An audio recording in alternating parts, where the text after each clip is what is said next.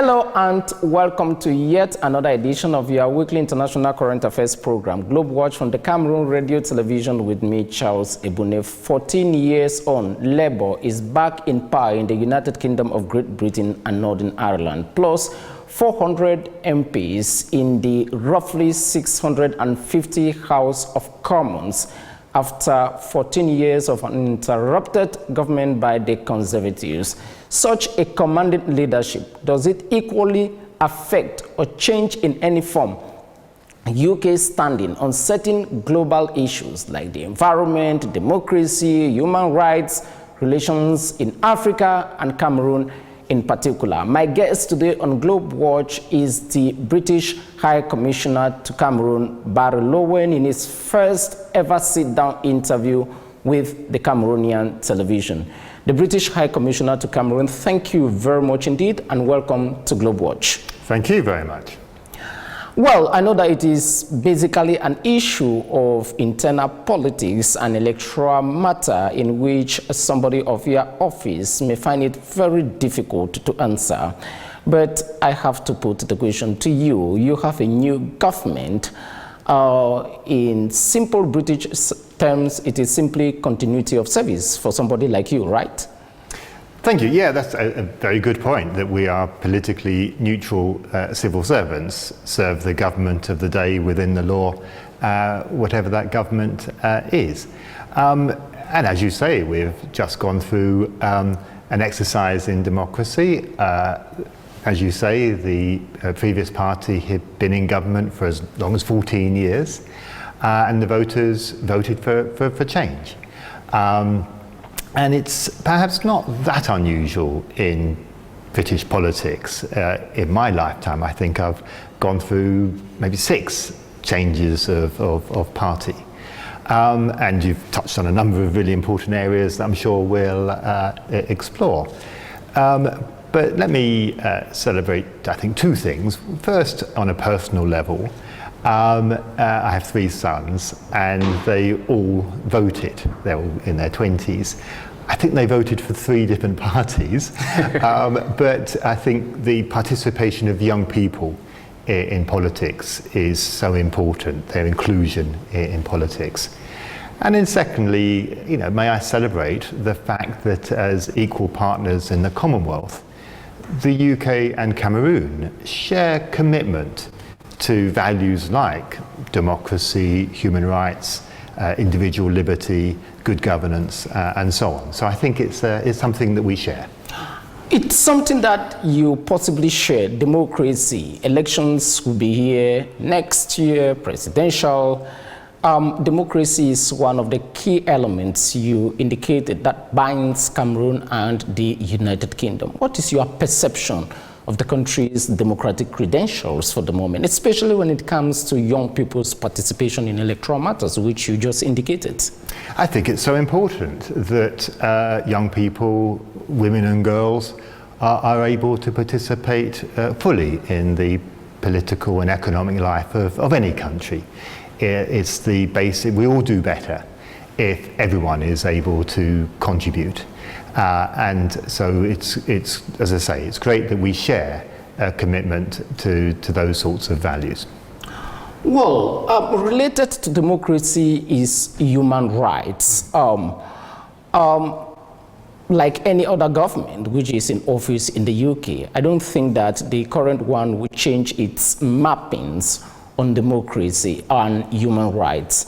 It's been a long time since we ever hear the UK producing a human rights report situation in Cameroon. Is that an abandoned project, or you're still very much committed in that area?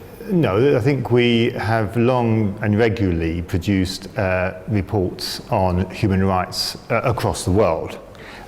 They tend to be thematic, while highlighting particular concerns. So I encourage your viewers to go to our FCDO website, and you'll find our reports on human rights there.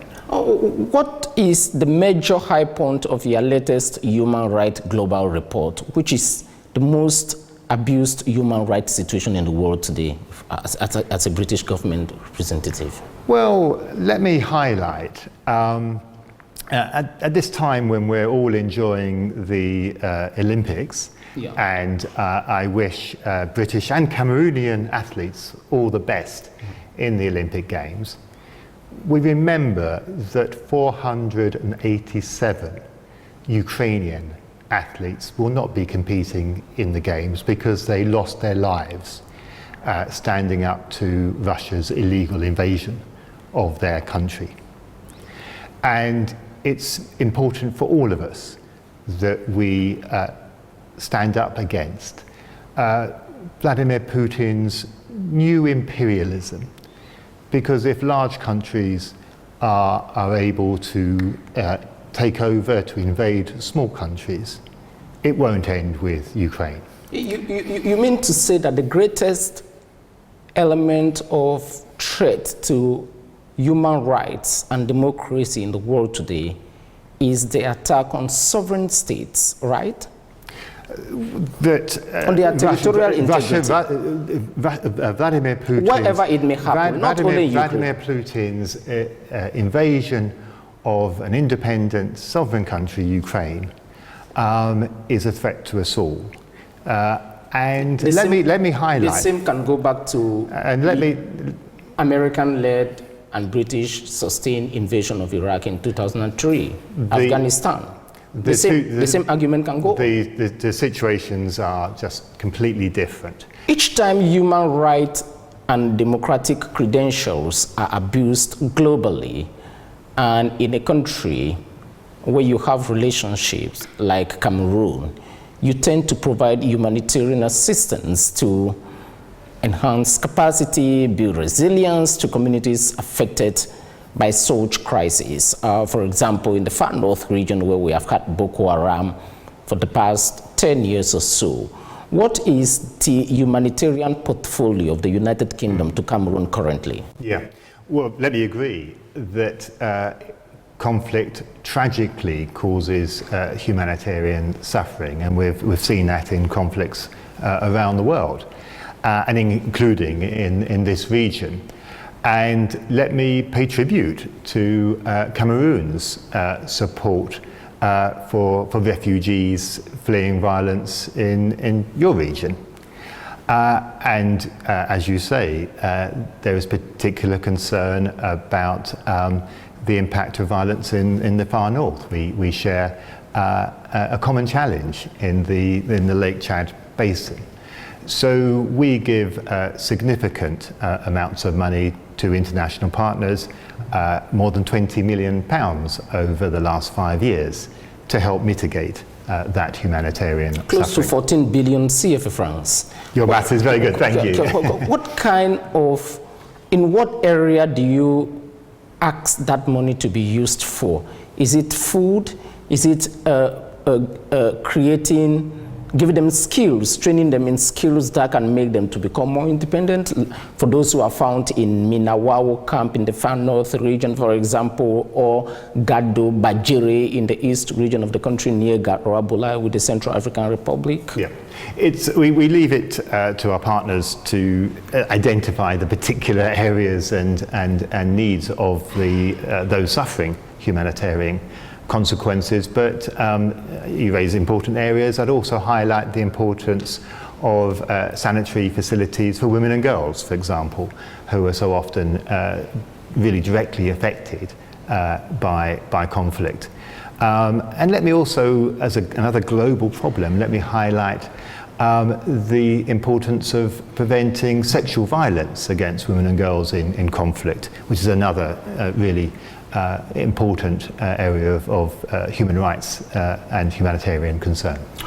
You just talked about the situation of the girl child and their protection. Sexual violence is just one of them, but another more critical one is even preventing them totally from going to school. And that takes me to the situation in the northwest and southwest regions of the country. Possibly you saw the dismal results of end of course certificates. What have you people been doing to retain normalcy in the Northwest and Southwest as one of Cameroon's strategic partners over the past 6 or 7 years that the conflict has been existing? Yeah. Well, let me first absolutely agree with you about the importance of education for every child. And we're among the biggest supporters of international programs like the Global Partnership for Education, like Education Cannot Wait, which seeks to ensure that every child has access to quality education. And let me also agree with you about the importance of education for girls.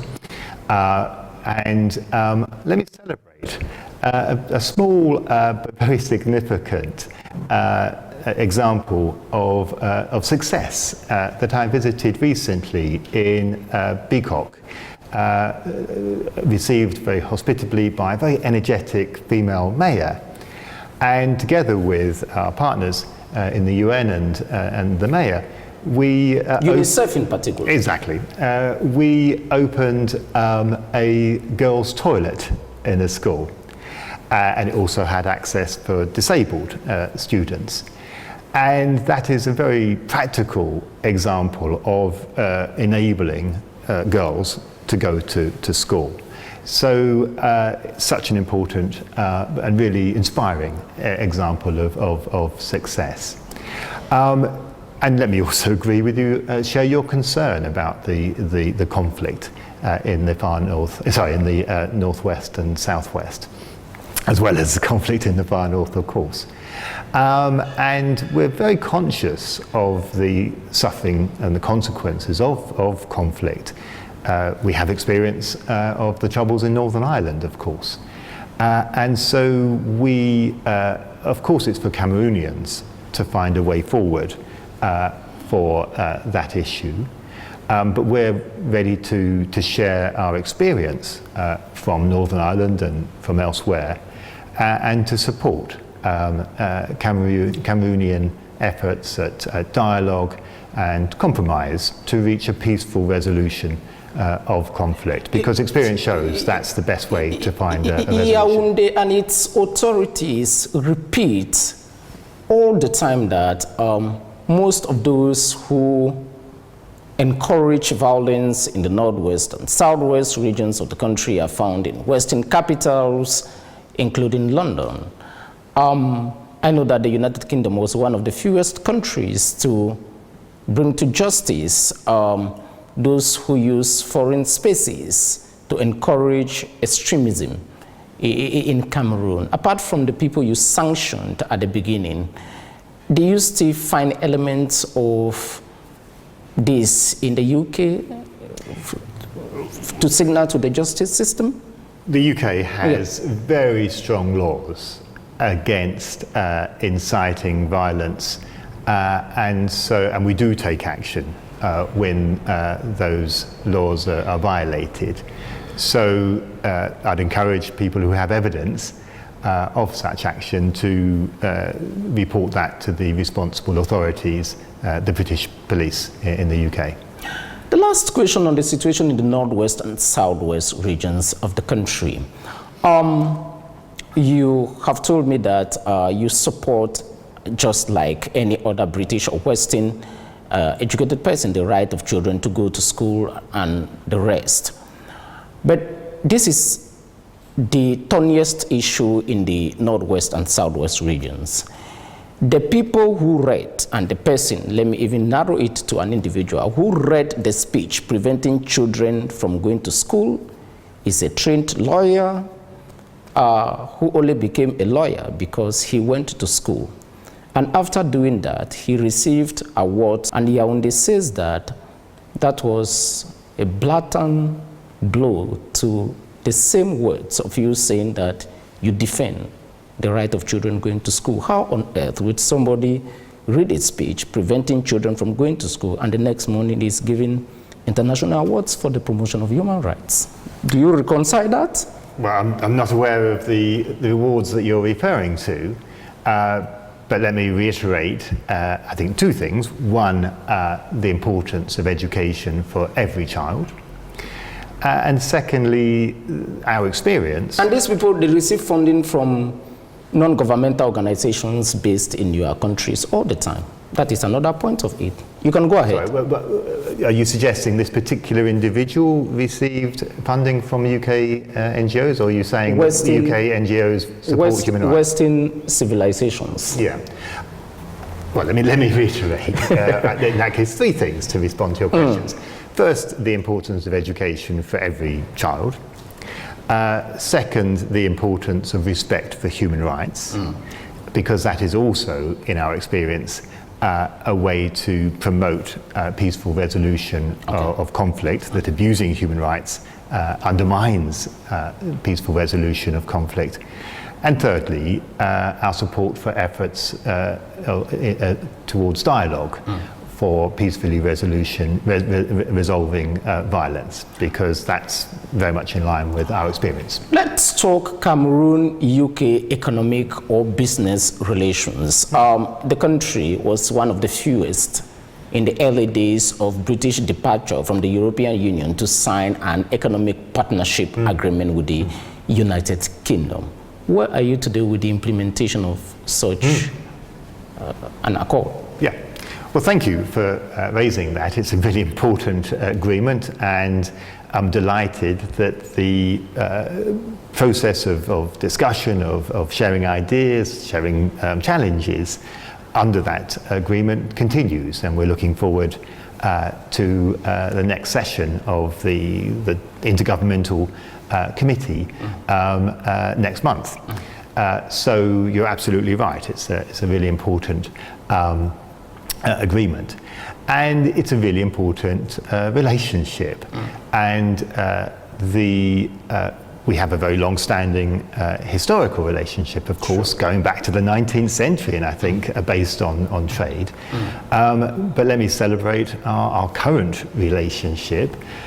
Overall, trade between us increased by more than 22% last year, and it covers a number of sectors: infrastructure, energy, mining, education, services, and so on. And so some really important successes helped by the British government through our UK export finance provision, more than £1.5 billion. You can do the conversion into CFA, yes. But a very significant support that is providing practical underpinning for business between our two countries. Your current business flow is roughly 528 billion CFA francs, but you just mentioned something about infrastructural development, and let me land in the city of Douala in particular. Cameroonians are aware that the construction of the east and west entrances in the city of Douala is basically done with UK financing. That project is overdue. Is it money or a problem of implementation? I don't know the details of the construction schedule of that project, but I think the underpinning, the finance that you touched on, demonstrates the importance we attach to it and our commitment to it. I think also another point to highlight is how business between us is done in partnership with Cameroon. So I'm delighted when I visit British companies. They employ Cameroonians. They're keen to benefit from Cameroonian expertise and talent.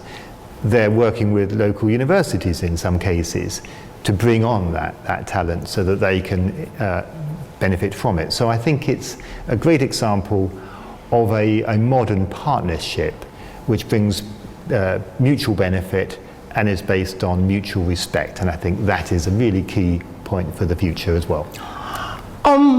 What kind of role do institutions like the UK Cameroon Chamber of Commerce, headed by Elias Pungong, play in strengthening the economic bond between Yaoundé and London? Yeah, Thank you again for raising that really important point, and I pay tribute to the work of people like Dr. Pongong and the other members of the UK Cameroon Chamber of Commerce for their efforts to develop the partnership. And it's a case of, if you like, business helping business to do business. And as an example of that, they recently launched a bilateral business guide, both as a physical version, but it's also on the internet, which helps to alert, to inform business leaders, businesses in both countries about the opportunities for further business. So really important. And the Chamber was also key in supporting the UK Pavilion at the Promote trade fair, the sort of keynote international trade fair here in Yaoundé earlier this year. And one thing I was delighted as another first, so as well as the business guide, which I think is a first, another first is we provided space on our pavilion for women entrepreneurs, Cameroonian women entrepreneurs. Over 200 attended that, also attended a keynote event that we held to share experience, to share ideas, to enable Cameroonian women entrepreneurs. And it was really inspiring to see their energy and their entrepreneurship. And so again, gives ground for optimism for the future. About 60,000 Cameroonians live in the United Kingdom of Great Britain and Northern Ireland. And the last time President Biya was there was roughly in 2004. And when Tony Blair was Prime Minister, and he encouraged them, or 2005, encouraged them to tap from the rich repertoire of Great Britain in education, in science, in technology. How much of Cameroon's human capital have you helped to train over the years in the various scholarship schemes that exist, amongst them Chivening? The current Prime Minister is a Chivening.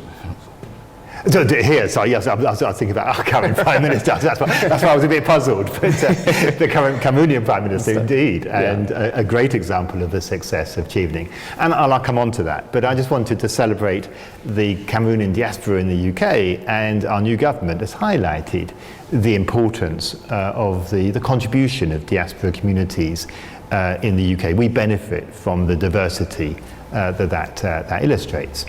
And you know, the British Premier, the English Premier League benefits from, I think there's at least 2 Cameroonian footballers in Premier League clubs at the moment. Onana? Sorry? Andre Onana. And Andre Onana, the goalkeeper of Manchester United. Thank you. Well done. And a possible future captain of the team. Well, there you go. So I think that illustrates how we benefit from diaspora communities. But you're absolutely right to highlight the success of our Chivening scholarships. And just last week, I met Chivening alumni who exemplify what we're trying to achieve. So we attract the brightest and the best from across the world to come to the UK. We benefit from their experience, from their countries, that both they study and they contribute to our voluntary sector. And then we hope that they come back having experienced the UK and then benefit their communities, in this case in Cameroon. And it was really inspiring to meet the Chivening alumni last week. They've just been recognised with an award for their voluntary work to support the sort of people we were discussing earlier. You joined me yesterday in a ceremony to mark the accreditation of a school in Cameroon to the Cambridge curriculum. And again, I thought a really important example of that partnership in action in this really essential area. Let's talk the last element of Cameroon-UK relations, and this has to do with consular services, or if you like, simply put, visa. There is a portion of the Cameroonian opinion that feels that since the British were here in the early 18th century, 19th century to date, you are equal partners on the global stage as sovereign nations, and they find it abusive that the consular service of the United Kingdom in Cameroon operates elsewhere, that they need to have all their visa process done here in Yaoundé, not that their passports are sent somewhere. Why is Cameroon not the center of UK processing of passports in West or Central Africa? Well, first let me agree with you about the importance of the partnership, and to put the emphasis not just on the historical and the current partnership, but on the future modern partnership that we aspire to. And you're right that visas are an important part of that. We welcome genuine visitors to the UK. I think our processing times actually compare very well with others. We have a target which I think the vast majority of applications are processed within 3 weeks.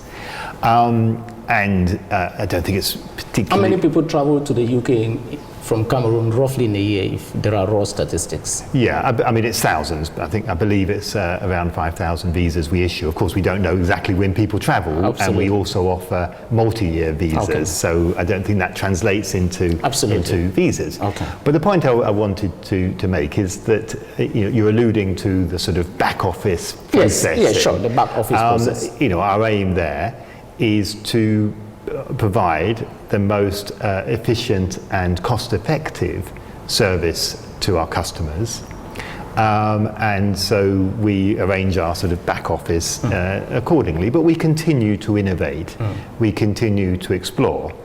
And we have a visa application centre here in Yaoundé, which I've visited myself and is extremely high quality and very efficient. Okay. So let me reassure your viewers that we provide the most efficient service and cost-effective service we can. Let's talk one international issue. You have already discussed Ukraine, but let's possibly end the interview with the situation in Gaza. Yeah. Previously, it will be quite difficult to hear Western officials, the UK, France, Britain, overtly criticized the Israeli government on the activities in Gaza. But since last October 7 and the onslaught that followed the provocation from Hamas, it seems to me that the United Kingdom is backing away from supporting the Israeli Prime Minister. That should be quite surprising, right? I followed the last developments and they indicate that the current government will not be commenting on the International Court of Justice warrant of arrest on Netanyahu. So on that particular issue, that's a matter for the court to decide. We believe in the rule of law, the separation of powers. But let me just make clear, we support Israel's right to self-defense, legal right to self-defense. But we also, of course, we've all been affected by the distressing scenes coming out of Gaza. So we want an immediate ceasefire, we want immediate release of all the hostages, we want protection of civilians, access to aid to Gaza, and a pathway to a two-state solution to provide a way out of this conflict. Finally, Your Excellency, one area that I can't end this interview without discussing is that the United Kingdom is so much involved in environmental protection globally. Cameroon is a member of the Congo Basin. Yeah. How much investment do you have in environmental protection in Cameroon? Yeah. Well, thank you for raising that, because it is such a key issue. It's something the new government has said that it wants to reset our approach to climate and biodiversity. We're key players, and you're absolutely right to highlight the importance of the Congo Basin. We're key players in the Central Africa Forest Initiative, in a biodiversity fund. I myself have visited the south and saw a project in action where we are supporting local communities to develop alternatives to timber, non-timber forest products, to promote biodiversity and sustainable forests. And with that, we conclude the interview. The British High Commissioner to Cameroon, Barry Lowen, thank you very much for your first one-on-one sit-down interview with the Cameroonian television, having it with GLOBEWATCH on CRTV. Thank you very much, Your Excellency. Merci, merci beaucoup. Merci. Est-ce que je peux conclure? Parce que je sais que vous avez le droit, le Cameroun est bilingue. Exactement, le Cameroun est bilingue, donc je conclure en utilisant l'expression « on est ensemble ». Tout le temps.